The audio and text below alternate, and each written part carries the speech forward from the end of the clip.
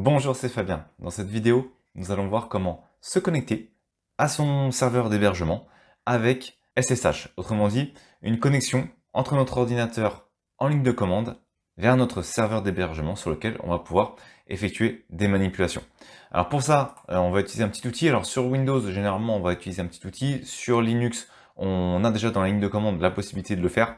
Donc je vais partir de Windows et on va donc dire qu'on est sur Windows. Donc pour ça, on va utiliser PuTTY. On peut également l'utiliser sur Linux. Je vais attendre qu'il se télécharge. Je vais aller dans mon dossier de téléchargement et je vais tout simplement le lancer. Maintenant, je vais faire suivant. Ça va être du suivant, suivant, suivant. On va l'installer. Bon, vous pouvez changer le dossier d'installation. Je vais laisser tout par défaut et je vais faire installer.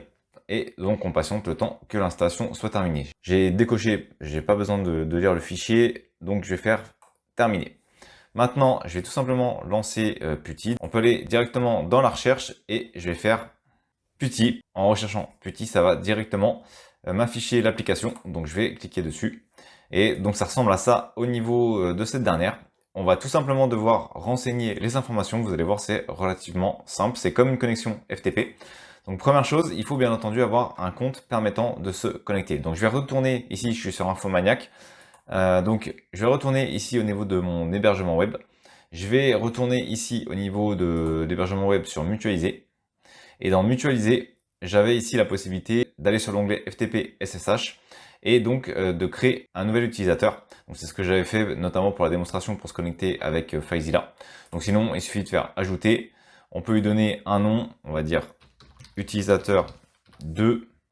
Ça va être un peu long, on va dire U2 en mot de passe. Hop, on va prendre le mot de passe généré directement par Infomaniac et je vais faire donc valider. Donc ici, mince, j'ai oublié de préciser, ici en haut, on a FTP plus SSH. Donc si on veut se connecter en SSH, c'est l'option qu'il faut choisir. Et si on veut créer un utilisateur uniquement pour FTP, on coche uniquement FTP. Donc là, j'ai mon deuxième utilisateur qui est prêt et je vais me connecter avec lui sur SSH. Donc je vais aller retourner dans PuTTY. Je vais sélectionner ici le serveur hôte. C'est ici donc hostname. Donc je vais le coller ici. Le port, je garde le 22. C'est le port de connexion sécurisé pour SSH notamment. Et je vais lancer tout simplement la connexion. Donc ici, il va me demander le nom de l'utilisateur. Donc c'est le nom qui est ici. Je vais faire entrer. Ici, je vais tout simplement renseigner le mot de passe que j'avais indiqué tout à l'heure. Donc celui qui a été généré au moment de la création de l'utilisateur numéro 2. Donc une fois qu'on l'a renseigné, on fait juste entrer. Et désormais, on est bien connecté sur notre serveur. Donc on peut regarder ici en comparant avec FileZilla. Donc je vais me positionner comme ça. Donc on peut voir qu'on est ici à la racine. On a bien le dossier backup, icalog, site, stat et tmp. Alors vous allez me dire, on n'a pas ces deux fichiers. Pourquoi? Parce qu'ils sont tout simplement avec un point devant. Ce sont des fichiers masqués, pour faire simple, des fichiers cachés. Enfin des dossiers cachés plutôt. Donc ici, on les voit pas. Mais si jamais on avait voulu les voir, on aurait pu faire ls-a et comme prévu, hop, désormais on les verrait même s'ils sont cachés. Donc à partir de là, on peut commencer à naviguer. Alors là, il faut connaître un petit peu Linux. On peut commencer à naviguer au niveau de son serveur. Là, je vais rentrer dans le dossier site. Et dans ce dossier site, je vais avoir exceled.org qui correspond au site internet. Et ensuite, là où ça va être intéressant, par exemple, si je souhaite archiver ce fameux fichier, enfin ce fameux dossier, il me suffira d'utiliser la commande zip et je vais pouvoir l'archiver. Je vais plutôt aller dans ce dernier. Je dois avoir un tout petit dossier parce que sinon ça va prendre du temps comme on a pas mal de fichiers dedans. Normalement, j'ai ici un dossier test qui doit être par ici, donc il est là.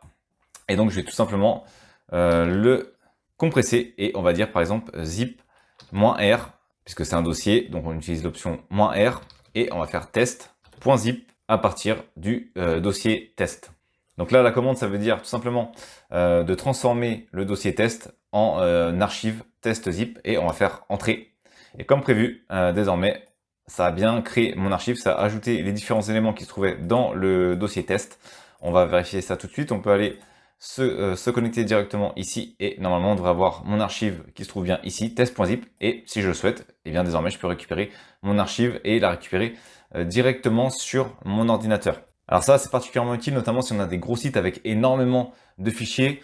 plutôt que de devoir, dans FileZilla par exemple, télécharger l'ensemble des fichiers, on crée une grosse archive et au moins on récupère directement l'archive. C'est beaucoup plus rapide de procéder comme ça, notamment sur les gros sites internet. Mais voilà, si vous souhaitez vous connecter en SSH sur votre site internet, désormais vous savez comment procéder avec PuTTY dans Infomaniac, mais le principe reste le même. Peu importe l'hébergeur que vous allez avoir, le principe reste le même. Il va vous falloir le login pour vous connecter, le nom du serveur, le mot de passe et donc ensuite un outil pour se connecter. En l'occurrence sur Windows, PuTTY fera largement le travail. Merci d'avoir regardé cette vidéo. Si vous n'êtes pas abonné, j'espère que cette vidéo vous donnera envie de le faire en cliquant sur le bouton s'abonner et en activant les notifications pour ne manquer aucune des prochaines vidéos. De plus, vous trouverez dans la description un sondage pour déterminer les prochains sujets. À très vite pour une nouvelle vidéo.